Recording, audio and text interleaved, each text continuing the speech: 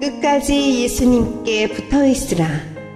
요한복음 6장 66절로 69절 말씀입니다. 그때부터 그의 제자 중에서 많은 사람이 떠나가고 다시 그와 함께 다니지 아니하더라. 예수께서 12제자에게 이르시되 너희도 가려느냐? 시몬 베드로가 대답하되 주여, 영생의 말씀이 주께 있사오니 우리가 누구에게로 가오리이까? 우리가 주는 하나님의 거룩하신 자이신 줄 믿고 알았사옵나이다. 아멘.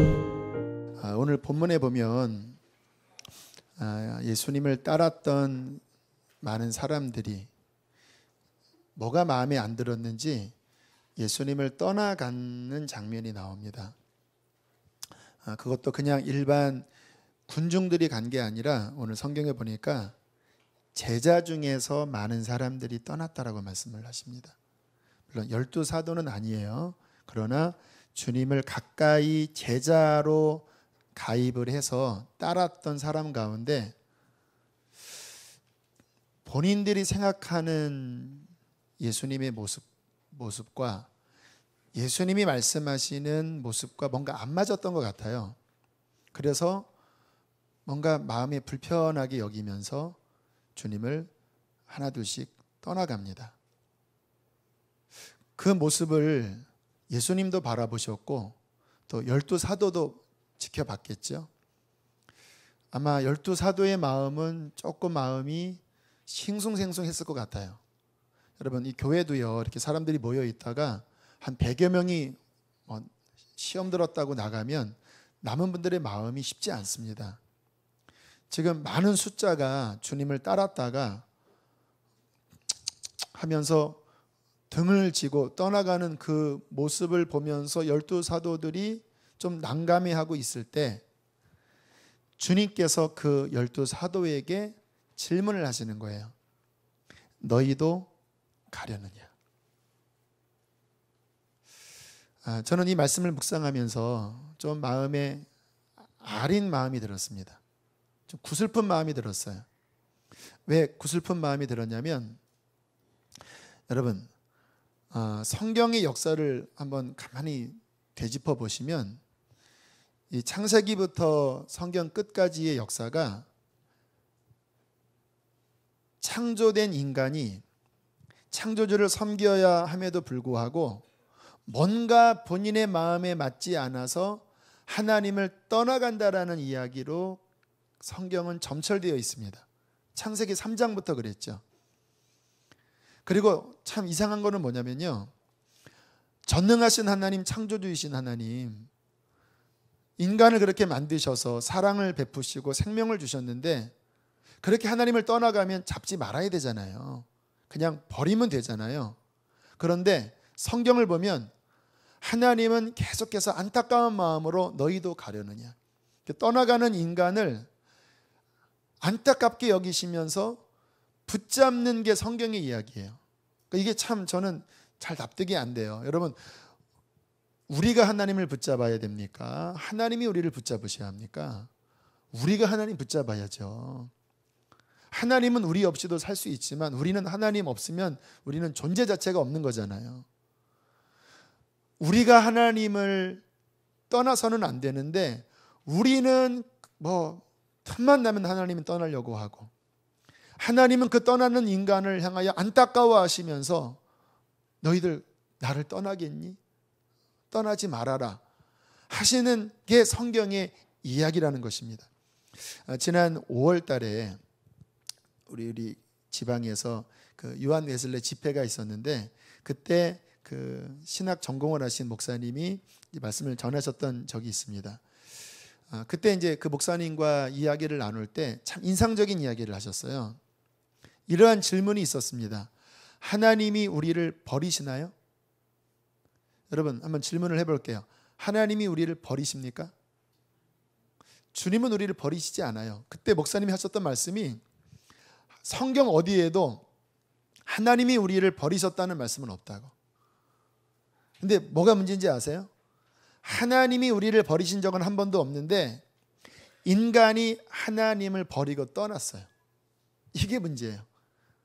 누가복음 16장에 보면 아버지가 아들을 버리지 않았습니다. 아들 원하는 대로 다 해줬어요.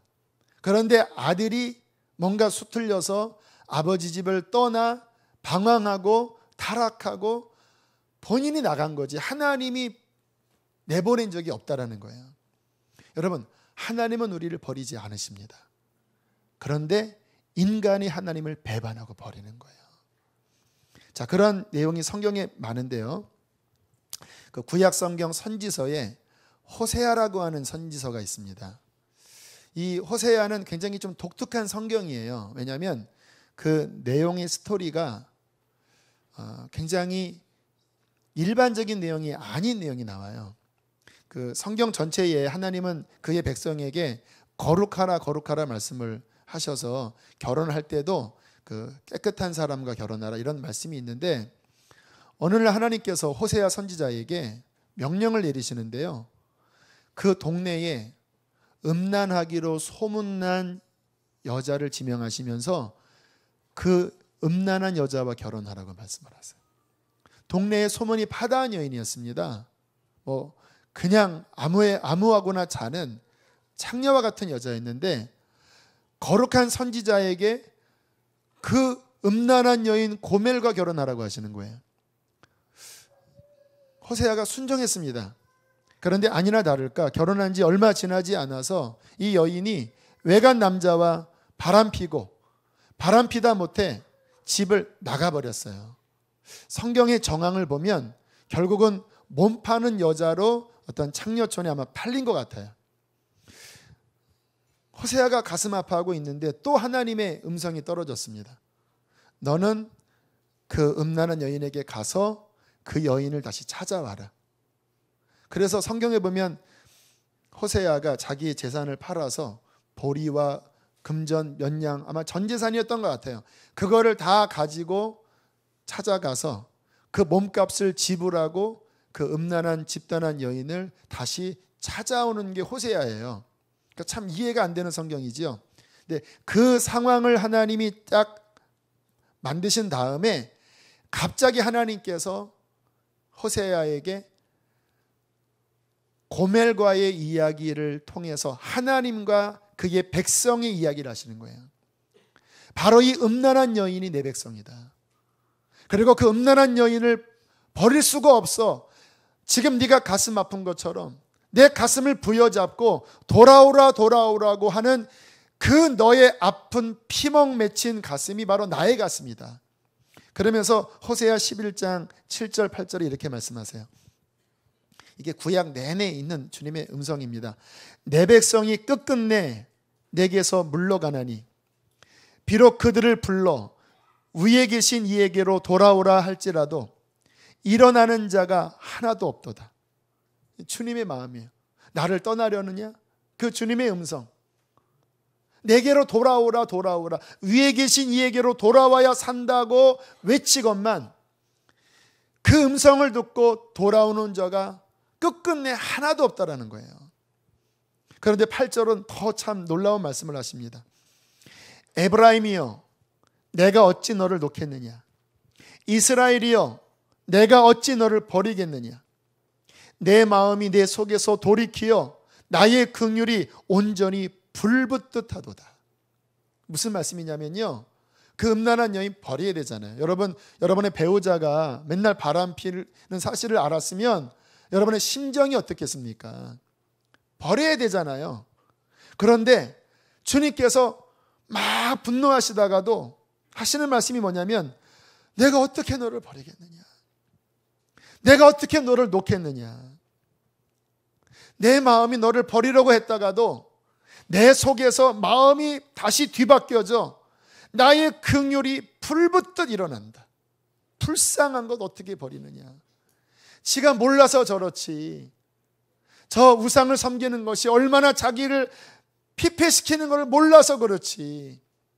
그 마음에 불쌍한 마음이 막 불일 듯 일어나서 채찍을 드셨다가 한 대 그냥 때렸다가 다시 가슴 아파하시면서 후회하시고 또 돌아와라, 돌아와라. 이게 하나님의 마음이시라는 거예요. 이사야 55장 7절에 이렇게 말씀하십니다. 악인은 그의 길을, 불의한 자는 그의 생각을 버리고 여호와께로 돌아오라. 그리하면 그가 긍휼히 여기시리라. 우리 하나님께로 돌아오라. 그가 너그럽게 용서하시리라. 계속 외치시죠. 돌아오라, 돌아오라. 돌아오기만 하면 내가 너를 용서하고, 돌아오기만 하면 내가 너그럽게 너를 받아주겠다. 여러분, 이것이 우리 하나님의 마음인 거 아십니까? 하나님은 우리를 버린 적이 없으세요. 그런데 우리가 자꾸 뭐가 이렇게 수틀리는지, 뭐가 이렇게 시험 드는지 하나님을 떠나 내가 원하는 길로 방황하면서 그렇게 망학길로 간다라는 거예요. 여러분, 하나님은요, 성경에 보면 선지자를 통해서 그렇게 외치고 외쳐도 안 돌아오니까 결국 마지막 손을 내미셨습니다. 그 마지막 손이 하나님의 아들, 그분이 이 땅에 내려오신 거예요. 나의 아들을 보내준다면 이들이 내 마음을 이제 헤아리겠지. 내가 얼마나 사랑하는지 알겠지. 그리고 그 아들이 이 땅에 내려와 주님의 구원을 베푸시려고 하는데, 오늘 성경에 또다시 그의 백성들이 그분을 떠나가 버리는 거예요. 그러니까 오늘 이 말씀은요, 이 수천 년의 역사에 대한 그림입니다. 그때 주님께서 12 사도에게 너희도 가려느냐? 너희도 내 마음을 또 아프게 하려느냐? 그렇게 주님께서 말씀을 하시는데, 저는 이 말씀이 오늘날 저와 여러분에게 하시는 주의 음성이라고 생각합니다. 너희도 가려느냐? 인천 방주교회 박보영 목사님 말씀하신 게 기억이 나요.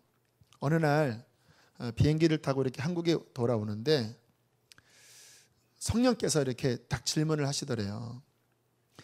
많은 사람들이 복을 받고 나의 많은 종들이 성공을 하고 나의 사람들이 그렇게 복과 성공을 취한 다음에 거의 다 나를 배반하고 떠나갔다. 너도 그러느냐? 너도 그러느냐? 이 음성이 갑자기 마음속에 들렸대요. 너무나 큰 충격이 되셨다고 합니다. 그래서 정말 간절한 마음으로 하나님 떠나지 않게 해달라고, 아마 마음속에 내가 혹시 마음이 변질되면 나를 죽여달라는 그런 기도를 하신 것 같아요. 그리고는 아무튼 외줄타는 심정으로 그렇게 조심조심 이 길을 걸어가고 있다고, 너무 힘들다고 하시는 고백을 들은 적이 있어요. 여러분, 왜 이러한 마음에 정말로 두렵고 떨리는 마음이 우리 안에 있을까요? 여러분, 사람은요, 특기가 뭔지 아십니까? 배반하는 겁니다. 배반. 그 애들 말로 배반 때린다고 하죠. 여러분, 인간은요, 배반 때리는 게 본성이에요. 본성. 여러분, 사람에게 배신당한 적 있으시죠? 내가 이렇게 은혜 베풀었는데 그 은덕을 정말 오히려 어떻게 저렇게 나한테 대할 수가 있나? 고마워하지는 못할지언정 어떻게 나한테 이렇게 대할 수가 있나? 그런 그 상처 다 있으시죠? 여러분, 기억하십시오. 여러분만 당한 게 아니라 여러분도 그렇게 하셨습니다. 사람은요, 배반하는 존재입니다. 타락한 이후에 하나님을 배반했고요, 서로 배반하며 그렇게 상처 주고받는 존재가 인간이에요. 왜 배반합니까? 마음이 변하는 거예요. 처음에 나를 건져줬을 때, 도움받았을 때 그때만 같으면야 왜 배반합니까? 그런데 물에 빠진 사람 건져주면 보따리 내놓으라고 한다고, 처음에는 하나님의 은혜에 감사하고 처음에는 그렇게 겸손하다가요, 이 조금 뭐가 나아지면요, 이 사람이요 변질돼 버리는 거예요. 마음이. 저는 제 마음속에 가장 두려움이 제 마음 변하는 게 저는 가장 두려워요. 주님 앞에 내 마음 변하면 죽여달라고까지는 솔직히 기도는 못했습니다. 그러나 정말 20대 때부터 저의 기도 제목, 성경을 보니까 사울이 성령의 기름 부음 받은 왕이었는데 중간에 교만이 들어가더니요 정말 악한 왕이 돼버리잖아요. 하나님, 저는 사울처럼 되고 싶지 않습니다. 제가 혹시 잘못했어도 다윗처럼 책망받고 돌이키는 그런 사람 되고 싶습니다. 막 얼마나 하나님 앞에 애절하게 기도했는지 몰라요. 왜 우리의 마음이 그렇게 마음을 가질 수밖에 없냐면요, 우리의 마음이 환경에 따라 너무 변하는 게 문제입니다. 지금 같은 마음이면 제가 변하겠습니까? 그런데 저도 저를 장담 못 하겠는 거예요. 지난주에 참 그러한 경험을 했는데요.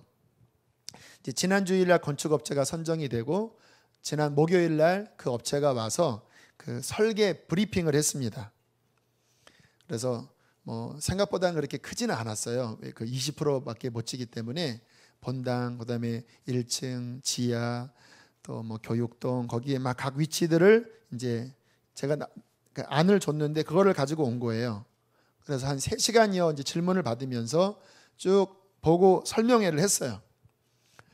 그리고 난 다음에 제게 일어난 변화를 제가 말씀드리는 거예요. 밤에 잠이 안 오는 거예요, 잠이.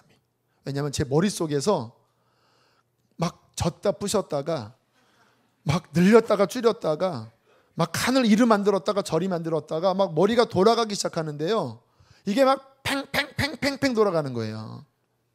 제가 왜 놀랬냐면 저는 그런 데 관심이 없는 사람인 줄 알았어요. 저는 이렇게 뭐 물건 살 때 있잖아요. 저는 이렇게 딱 봐서 필이 오면요. 그냥 이것 하고 그 다음 신경 안 쓰는 스타일입니다. 제 아내는 막 꼼꼼하게 막 앞뒤 따지고 해서 좀 길게 가는데 저는 그냥 딱 정하면 이렇게 고민을 깊게 하는 거를 좀 싫어하는 스타일이에요. 그래서 어떤 것들을 결정하면 그냥 하나 정하면 이렇게 움직여. 그래서 분리개척도 그래 나온 거거든요. 고민 많이 하면 못 나오는데 저는 그냥 하자 그러면은 앞뒤 안 따지고 이렇게 쭉 하는 스타일이기 때문에 분리개척도 나왔는데 아니 저 딱 보고를 듣자마자 밤에 잠만 깨면 머릿속에서 졌다 부셨다가 막 만리장성을 짓기 시작하는데 다음날 새벽에 일어나서 새벽 기도를 했습니다. 2시간 20분을 무릎 꿇고 기도하는데요. 머릿속에서 계속 떠오르는 계속. 하나님 절제하게 해주십시오. 이러다가 오늘 성령 집회 못합니다. 물론 제가 그런 내용을 영성일기에 올렸더니 유기성 목사님이 댓글을 달아주셨더라고요. 그거 중요한 겁니다. 잘 그림 그려야 합니다. 그래서 위로는 해주셨지만 제가 놀란 거예요. 내가 이러한 모습이 있었나? 환경에 따라 제가 변하는 거예요. 또 금요일 날 있었던 일인데요. 이제 명절 연휴 전날이 금요일이었잖아요.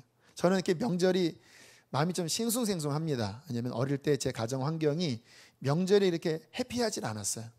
좀 울적한 느낌이 많이 있어서 그랬는지 명절 앞두고 좀 마음이 싱숭생숭하면서 또 이번 명절은 추석 당일날이 주일이고 그러니까 금요일부터 많이 사람들이 내려가니까 오늘 얼마나 올래나. 그리고 내 마음 깊은 곳에는 나는 무슨 팔자 맨날 설교만 해야 돼서 오늘도 나는 설교 준비, 내일도 설교 준비. 그러면서 깊은 내 마음 안에서요. 좀 쉬고 싶다. 오늘 좀 설교를 짧게 할까. 이런 생각이 내 안에서 꾸물꾸물 올라와서 내 마음을 막 점령하기 시작하는 거예요. 제가 왜 놀랬냐면 평상시에는 저의 마음에 금요일 날은요. 초집중, 완전한 헌신, 기도 막 4-5시간 부르짖고 이런 게 나의 평상시의 금요일인데 명절 하나 날짜 꼈다고요. 제 마음이 요동을 치는 거예요. 대충 할까. 제가 놀랬습니다. 제가 지난 금요일 날 깨달은 게 뭐냐면 나 장담 못하겠구나. 나이가 50대 중반이 되고 60대 중반이 되고 막 은퇴할 때쯤 되면 정신 차리지 않으면 내가 어떻게 변할지 모르겠구나. 이 생각이 지난 목요일, 금요일 제 일어나는 변화를 통해서 뼈저리게 느꼈습니다. 여러분, 우리가 하나님을 떠나가는 거는요, 오늘 성경처럼 교회 안 다니는 게 아니에요. 제가 경계하는 건 뭐냐면 마음이 변하는 겁니다. 우리의 마음이 하나님을 향한 순전한 마음에서 뭔가 나뉘어지는 거예요. 여러분, 신앙은 뭔지 아십니까? 신앙은요, 내 마음이 하나님을 향한 믿음과 예수 그리스도를 향한 사랑으로 온전한 게 신앙입니다. 그러니까 제가 강조하는 게 저희 교회에서 구원의 확신은 뭐냐면요, 예수님을 시인하는 게 아니라 예수님과 살아있는 맑은 관계가 유지되는 게 구원의 확신의 기초예요. 그런데 그것은 언제 유지되냐? 늘 회개하고 내 마음을 정결하게 지키면서 그분 안에 내가 순전하게 거할 때 살아있는 관계가 유지됩니다. 저는 이게 구원받은 자라고 믿는 사람이에요. 근데 문제는 뭐냐? 이 마음이 변질되는 거예요. 변질. 성경에 사도 바울이 했던 말씀 여러분 한번 들어보실까요? 고린도후서 11장 2절 3절에 보면 이렇게 경고하고 있습니다. 내가 너희를 정결한 처녀로 한 남편인 그리스도께 드리려고 중매함이로다. 그러나 나는 뱀이 그 간계로 하와를 미혹한 것 같이 너희 마음이 그리스도를 향하는 진실함과 깨끗함에서 떠나 부패할까 두려워하노라. 바울은 지금 이 시대처럼요, 예수님 시인하면 구원의 확신 가지라는 식으로 설교를 안 했습니다. 바울은요, 그 마음이 순전하게 지켜지는 것이 구원이라고 보고 이것에서 변질될까봐 노심초사하면서 쓴 성경이 바울 서신이세요. 그 눈으로 성경 보세요. 다 그 경고입니다. 마음이 부패돼 버리면, 왜 부패돼요? 세 가지 정도의 문제점을 제가 살필 수 있는데요. 여러분, 어려울 때 신앙생활 잘할까요? 성공할 때 신앙생활 잘할까요? 사람마다 달라요. 그런데 보통 보면요, 고난이 있을 때 하나님 붙잡습니다. 고난이 있을 때 오직 주님이게 돼요. 그런데 성공하고 뭔가 삶이 풀어지면요, 그 마음에 육신이 작용되면서 세상이 밀려옵니다. 세상의 쾌락이 밀려오기 시작해요. 그거를 스물스물 받아들이기 시작하면요, 마음이 부패해 버립니다. 변질되어 버려요. 주님 하면 눈물만 났던 그 심정이, 그게 들어오는 순간 주님에도 사랑의 감동이 없어요. 성공을 통하여 세속이 들어오면서 마음이 부패되는 일이 있고요. 또 하나는 역으로 잘 주님 섬기다가 시련이 찾아왔어요. 시험이 찾아왔어요. 그래서 내 삶에 문제가 생겨버렸어요. 사업이 흔들리든지, 자녀에게 질병이 와서 먼저 하늘나라 갔던지, 큰 사고가 나서 내 삶에 큰 풍파가 왔던지. 그런데 이 둘 중에 하나입니다. 그 문제가 올 때 주님 더 붙잡는 경우가 있지만, 어떤 경우는 그 시험을 당할 때 신앙의 뿌리가 뽑히는 사람이 있어요. 하나님 살아계시면 이럴 수가 있냐? 내가 그동안 하나님께 얼마나 그렇게 했는데 고작 나한테 주신 게 이겁니까? 하고 하나님께 삐지고 원망하면서 떠나는 사람 굉장히 많이 있습니다. 여기도 혹시 그런 것 때문에 신앙이 꺾인 사람 있습니까? 여러분, 기억하세요. 신앙은요, 환경에 따라 좌지우지되는 게 아닙니다. 이 땅에서는요, 환경이 좋을 때도 있고 어려울 때도 있어요. 환경이 풀릴 때도 있고 안 풀릴 때도 있어요. 우리가 주님을 섬기는 거는요, 환경 때문에 섬기는 게 아니라 생명의 말씀이 주님께 있기 때문에 사나 죽으나 풀리나 안 풀리나 주님이 결론이 되어 주님을 붙잡는 거예요. 또 언제 주님을 떠나는가? 여러분, 이단의 미혹을 조심하십시오. 제가 어제 신약을 아주 굉장히 많이 읽었거든요. 오늘까지 끝내려고. 그런데 그 많은 성경 가운데 대부분의 경고가 뭐냐면요, 이단에 대한 미혹이었습니다. 사탄은 성공을 통해서 치기도 하고 박해를 통해서 치기도 해요.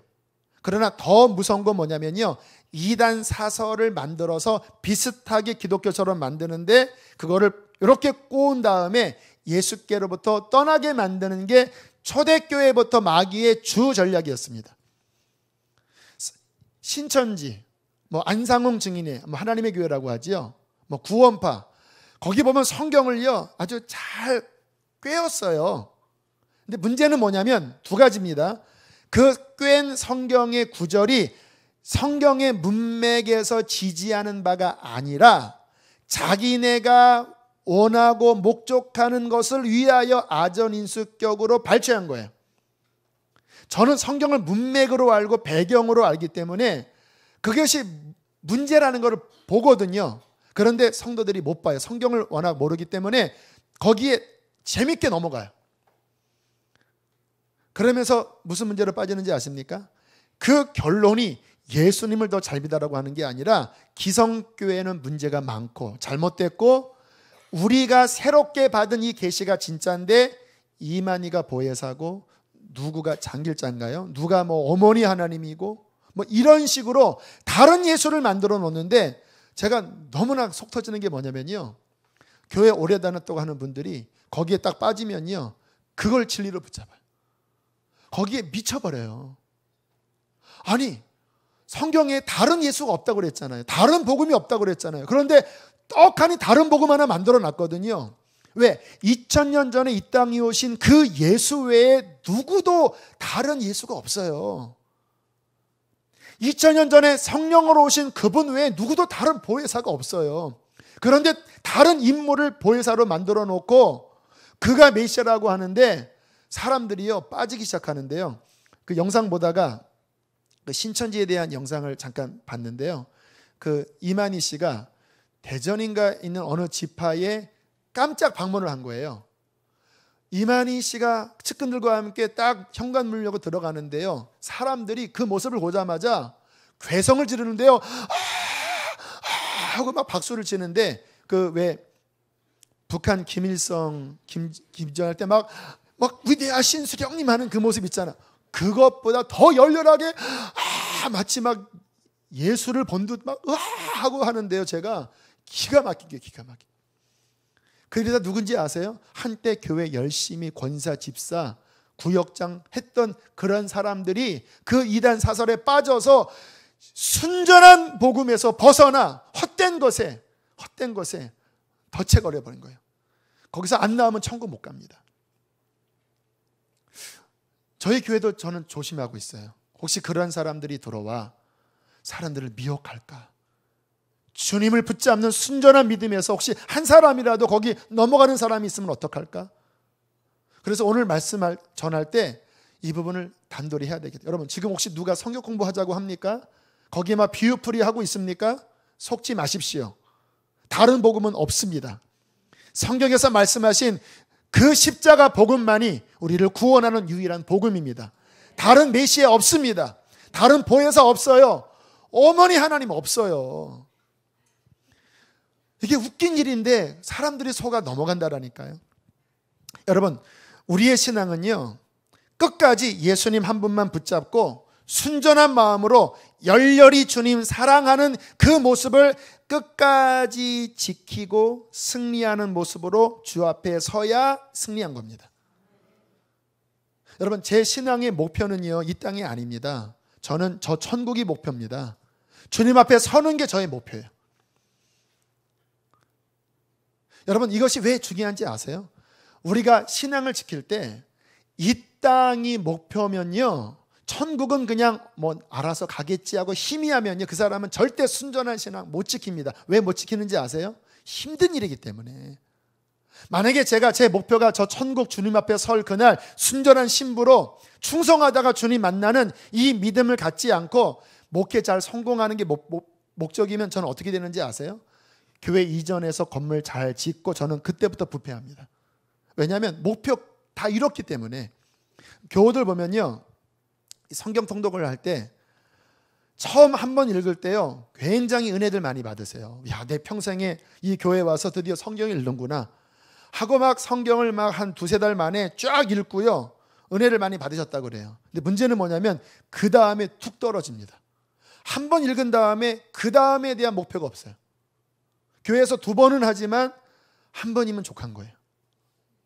그러니까 더 이상 영적으로 발전이 안 해요. 이 삶의 중요한 지혜입니다. 목표치대로 우리는 움직여요. 누가 승리하냐?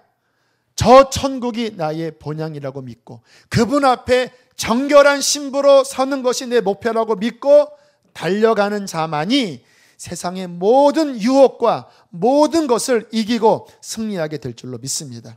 저는 그래서 우리 교회가 주님 앞에 설 날을 강조하면서 영혼들을 일깨우는 그러한 메시지를 계속해서 전하기를 원합니다.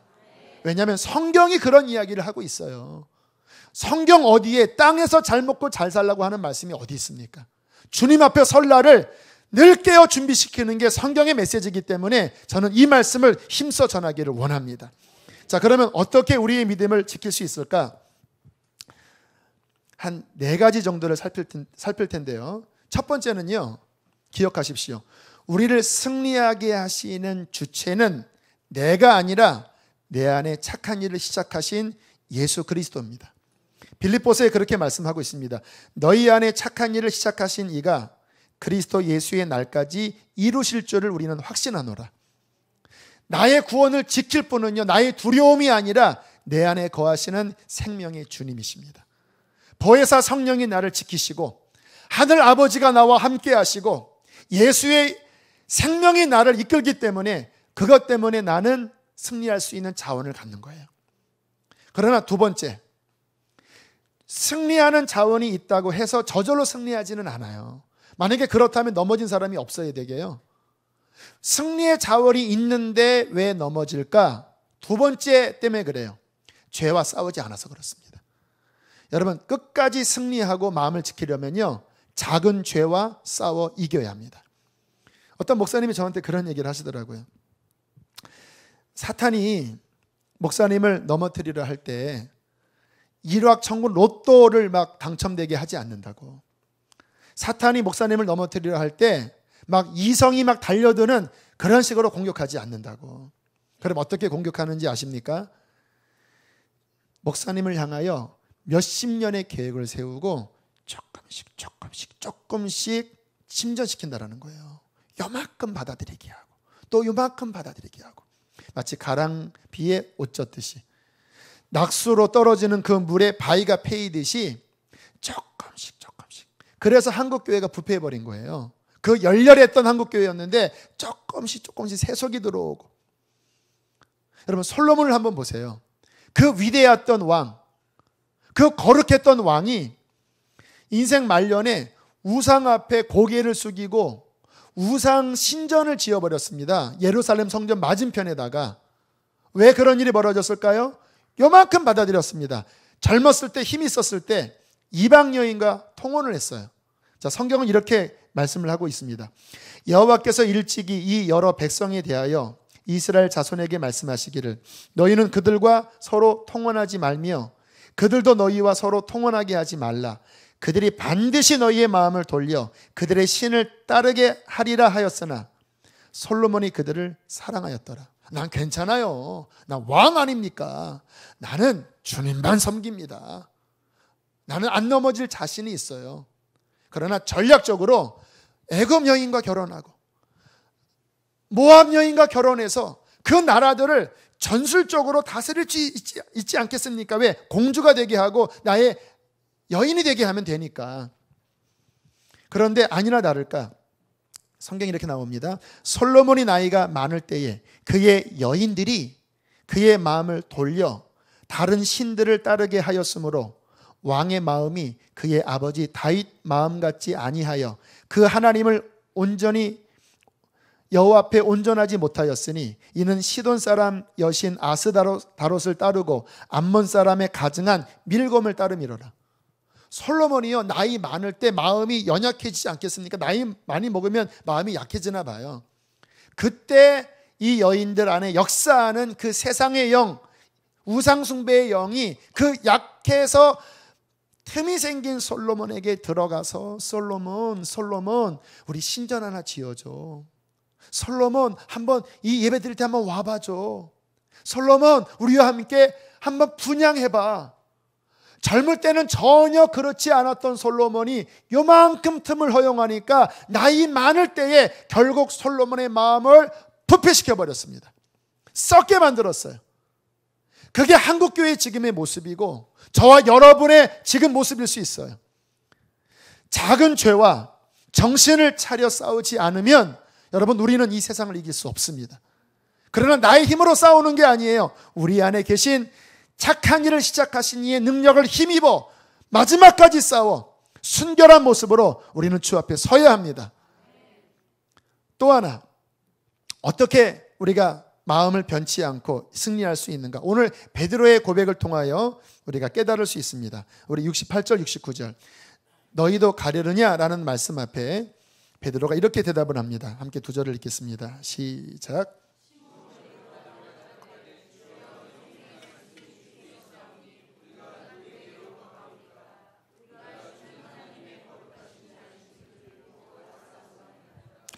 기가 막힌 대답을 해요. 우리는 못 떠납니다. 왜요? 영생의 말씀이 주께 있사오니 누구에게로 갑니까? 여러분, 신앙은 이 눈이 열리는 겁니다. 누가 주님을 안 버리느냐? 혹시 좀 방황해도 다시 돌아오는 사람이 있거든요. 누가 돌아오는지 아세요? 영생의 말씀이 주께 있다라는 이것을 본 사람은 방황해도 다른 데 못 갑니다. 왜요? 답이 없기 때문에. 제가 지난주에 구약을 못 읽었던 에스겔서와 말라기를 읽고 이제 신약으로 넘어와서 신약도 많이 읽었지만 이제 복음서 가운데 마가복음부터 누가복음 그리고 이제 사도행전 이렇게 쭉 읽는 그런 스케줄이었어요. 근데 저는 통전적 성경 읽기를 강조하는 이유가 이렇게 전체를 보면요, 하나님의 전체 스토리를 보게 돼요. 거기에서 보여지는 진리가 굉장히 중요한 진리가 많이 보입니다. 에스겔서를 보니까 이런 내용이 나오더라고요. 그 에스겔서는 언제 쓰여졌냐면 남유다가 이제 망하는 그 시점 바로 전후. 그러니까 에스겔은 느부갓네살 왕이 한 번에 그 유다를 망하게 한 게 아니라 한 번 치고 두 번 치고 세 번째 망하게 했거든요. 이때 에스겔 선지자가 포로로 끌려갔어요. 아마 두 번째인가 끌려갔을 거예요. 그때 바벨론에 가서 하나님의 계시를 받았는데 그 선지서에 보면 그 하나님의 그 예언은 두 가지 내용입니다. 하나는 왜 망했는지에 대한 이스라엘의 죄악상에 대한 아주 강력한 책망이고요. 그런데 그 책망으로 끝나지 않고 후반부에는 언제나 희망찬 소망의 이야기가 나옵니다. 그날이 이르면 이라는 표현이 많이 나와요. 때가 되면 내가 너희를 회복할 것이다. 에스겔서에는 어떤 내용이 나왔냐면 너희들이 내 양떼를 돌보지 않아서 그들이 온 산천 초목에 유리방황하고 짐승에게 뜯기고 더럽혀지고 짓밟혔는데 때가 되면 내가 나의 종 다윗을 보내요. 그들의 목자가 되게 하고 그들을 보호하고 그들의 상한 것들을 치료하며 그들의 병든 것들을 고칠 것이다. 때가 되면 내가 그들의 목자가 되어 그들을 지킬 것이다. 이게 그 에스겔서에 나온 책망 이후에 나타난 소망의 이야기거든요. 그래서 그 유대인들은 늘 생각 속에 어떤 생각이었냐면 그 바벨론 포로 이후에 계속 그 적국의 그 지배 아래 있었거든요. 식민지 아래 있었거든요. 그들의 기대는요, 늘 다윗과 같은 메시아가 올 거라는 기대였어요. 다시 말하면 전쟁을 잘하고 강력한 통치 리더십을 가져서 이스라엘을 해방시킨 다음에 전 세계를 다스리는 그러한 메시아, 육적인 메시아가 올 것을 기다리고 있었어요. 그런데 제가 구약을 다 마무리하고 구약은 실패로 끝나거든요. 신약 마가복음에 딱 왔는데 예수님이 이제 이야기가 나오잖아요. 근데 제가 성경을 보는데 주님께서 눈을 이렇게 열어주시더라고요. 어떠한 메시아가 왔느냐. 여러분, 왜 유대인들이 예수님을 떠난지 아시죠? 다윗을 바랬습니다. 전쟁에 강한 다윗을 바랬어요. 그런데 복음서에 나타난 예수님은 그러한 모습이 전혀 아니었습니다. 종의 모습으로 오신 거예요. 오른뺨을 치면 왼뺨을 대라고 하시고, 그리고 나는 곧 죽을 거다. 내 살을 먹어라, 내 피를 마셔라. 뭐 이런 식의 얘기였어요. 그러니까 많은 제자들이 본인의 코드와 안 맞았던 거예요. 내가 그리는 그 상에 그 메시아가 나는 꿈꾸는데, 아니 저자는 뭔가 능력이 있어서 막 기적을 행하고 오병이어 뭐 무리를 걷고 뭔가 될 줄 알았더니 뭐 죽는다고? 뭐 내 피를 마시라고? 그래서 떠나간 건데, 저는 역으로 주님께서 왜 예수가 진짜 메시아인지를 보여주시더라고요. 여러분 한번 생각을 해보세요. 지금 유대인들은 주님 안 믿어요. 대다수 99%가 안 믿어요. 저는 유대인들 한번 만나면요, 이 이야기를 꼭 하고 싶었어요. 저는 여러분들이 유대인이라고 생각하고 한번 이야기를 해볼게요.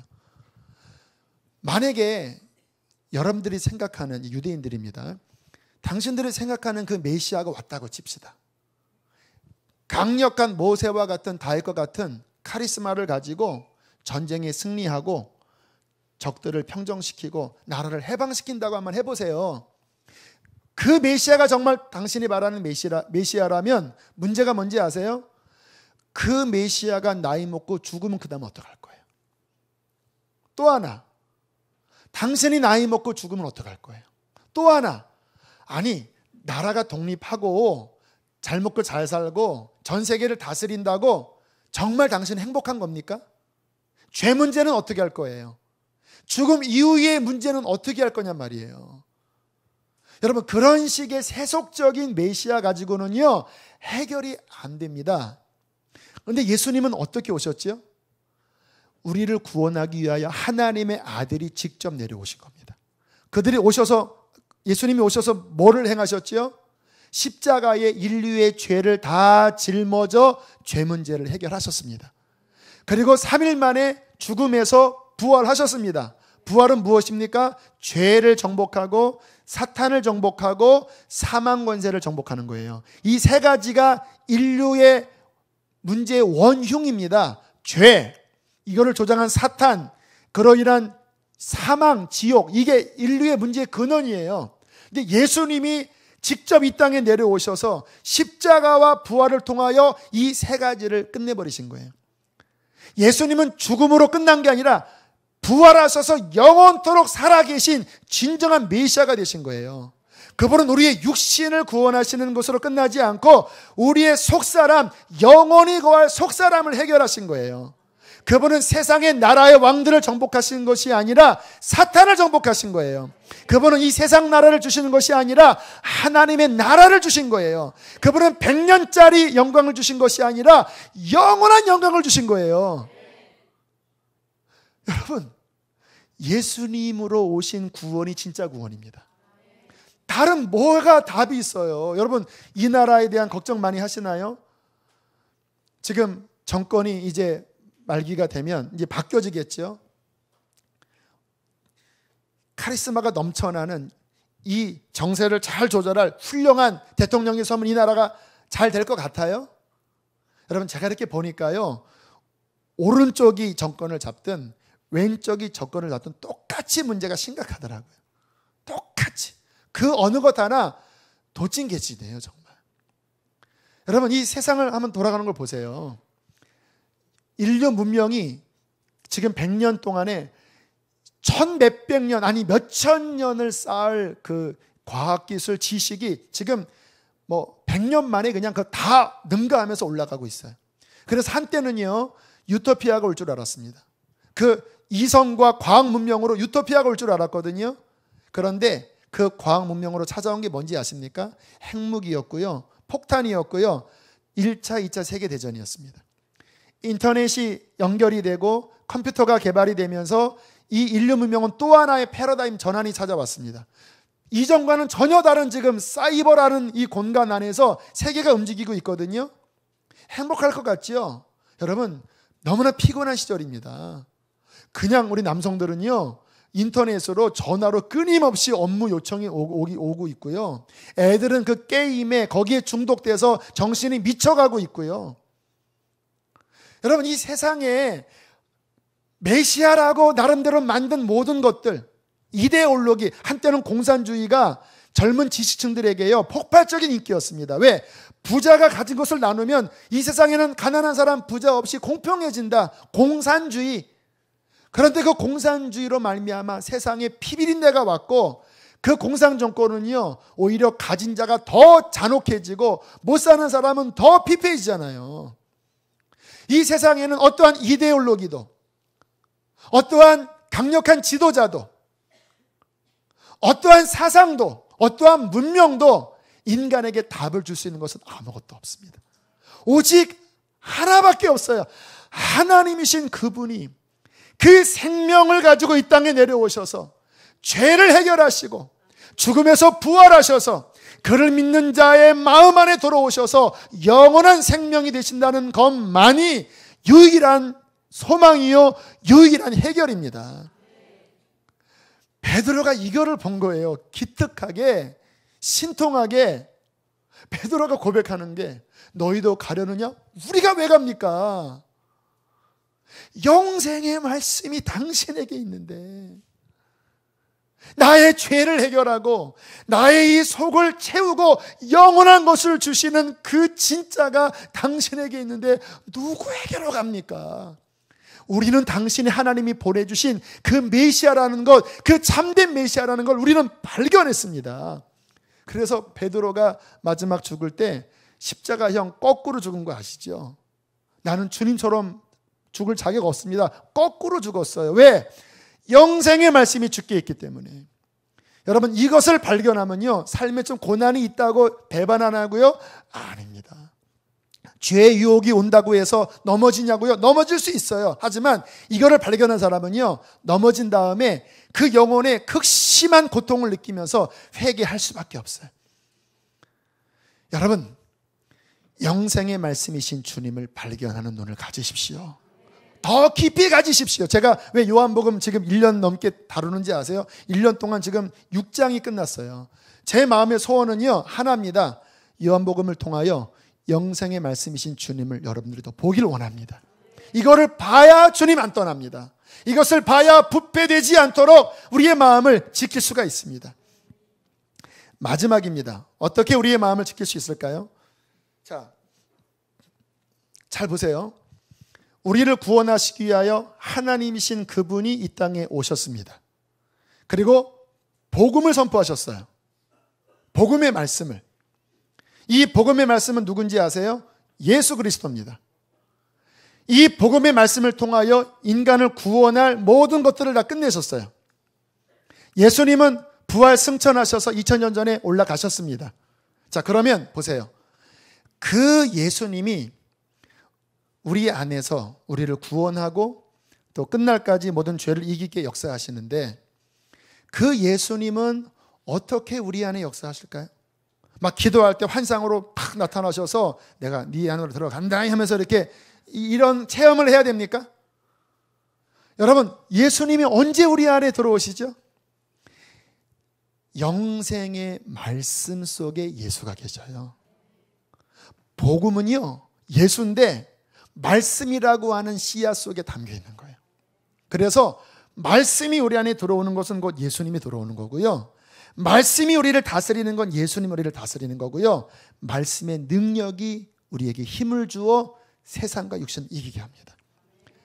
2015년 제가 성경 오늘까지 3번을 통독을 할 때 저는요, 날마다 부흥회였어요. 날마다 영생의 말씀 속에 계신 예수님이 내 안에 들어와 나를 차고 넘치게 채우는 거예요. 저도 흔들릴 때가 왜 없겠습니까? 어려움이 올 때 왜 낙심이 안 되겠습니까? 왜 저도 인간인데 죄 유혹이 없겠습니까? 그런데 그럴 때마다 영생의 말씀이 섭취될 때, 하루에 1시간, 2시간, 몇십 장씩 읽을 때마다 그 말씀이 나를 세우시더라고요. 이 말씀의 능력으로 저는 끝까지 갈 겁니다. 저는 감사해요. 오늘 이렇게 따져보니까 신구약이 한 1500페이지가 되더라고요. 빽빽한 글씨로. 저는 다른 책은 많이 안 읽어요. 3개월에 한 번 읽으면 3개월에 요즘 책을 한 10권 정도는 읽는 거구나.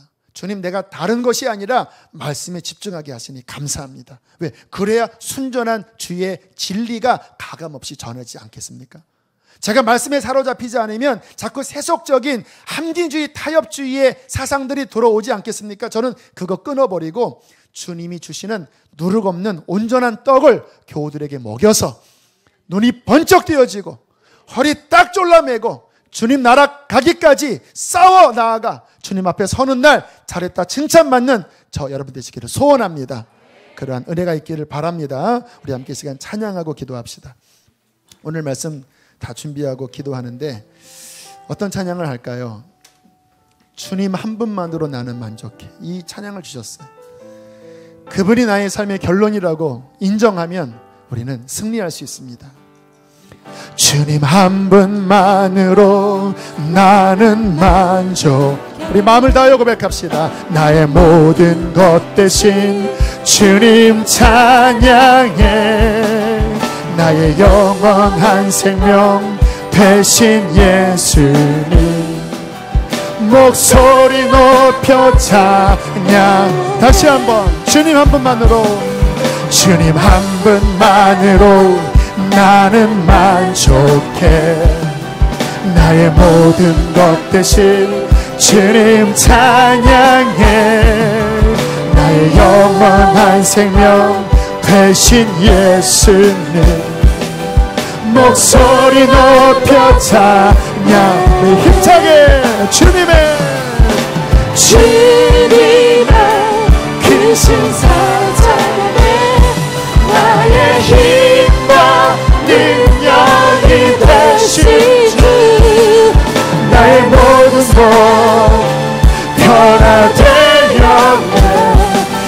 크신 주의 사랑, 주님의 크신 사랑 찬양해. 주님의 크신 사랑 찬양해. 나의 힘과 능력이 되신 주, 나의 모든 삶이 변화되었네. 크신 주의 사랑, 참 크신 주의 사랑, 크신 주의 사랑. 우리 마지막으로 크신 주의 사랑, 크신 주의 사랑 찬양. 우리 이 시간 좀 가슴에 손을 얹고, 요즘 마음이 흐트러지는 사람이 있습니까? 하늘을 바라보기보다는 자꾸 땅의 것에 마음이 가서 근심하고 염려하는 사람들이 있습니까? 다시 주님을 바라보십시오. 하나님, 내 믿음을 지켜주시고 영성의 말씀이 주께 있음을 더 깊이 깨달아 알게 하여 주시어서 끝날까지 충성하며 달려가는 잘했다 칭찬받는 주님의 종이 되어지게 해 주시옵소서. 우리 주여 한번 부르시고 기도하시겠습니다. 주여, 하나님 그렇습니다.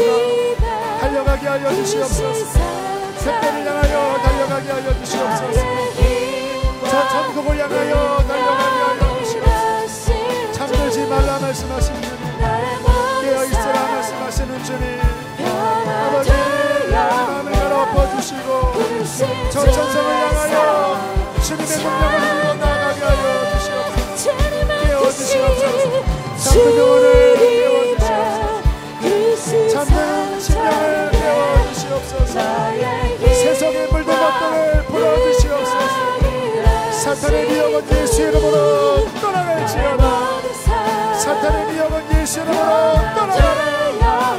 사탄의 미혹은 예수 이름으로 떠나갈지어다. 다른 예수를 붙잡지 말게 하시고 오직 복음을 붙잡게 하여 주시옵소서. 주여 불쌍히 성령의 은혜로 채워주시옵소서.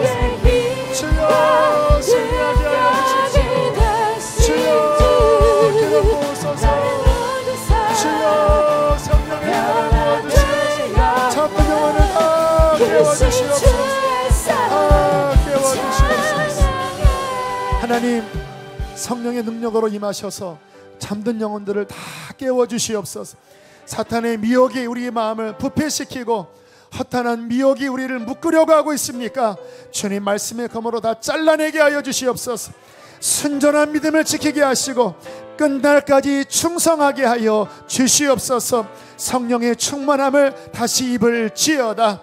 아버지, 그리하여 주 앞에 서는 그날 잘했다 칭찬받는 충성스러운 종으로 서게 하여 주시옵소서. 이제 추석 명절 아버지 사람들을 만납니다. 주여 함께 하셔서 저들이 빛이 되고 소금 되게 하여 주시고 성령의 능력으로 승리케 하여 주시옵소서. 귀한 예물 올려드립니다. 기쁘게 받으시고 아버지 예배당을 세우고 또 어려운 이웃들을 섬기는 일에 귀 쓰임받게 하시옵소서. 이제는 우리를 죄에서 건지신 예수 그리스도의 은혜와 하늘아버지의 그 크신 사랑하심과 성령의 충만한 은혜가 예배하는 모든 이들의 심령과 가정과 삶 속에 충만히 함께할지어다. 아멘.